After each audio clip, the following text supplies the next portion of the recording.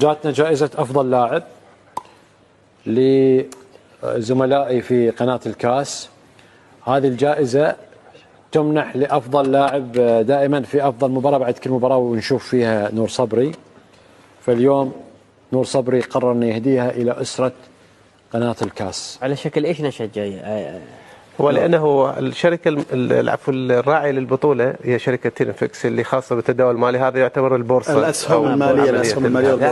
لحظة أنت عم بتعطيها من أيوة. لا خلي هذا الله يسلمك رايح حق مكتب الأستاذ عيسى الهتمي، لأن عيسى الهتمي مثلنا كلنا. الحين لحظة احنا لحظة لا شوف على الهواء، خلينا نخلصها على الهواء الحين.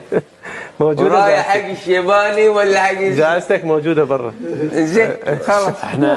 احنا وصلنا وياكم للختام مشاهدينا الكرام، وهم بيتصافون معي لكم الشيباني ونور بيخلصون اليوم. مع السلامة، وبكره موعدنا وياكم 9:30. مع السلامة.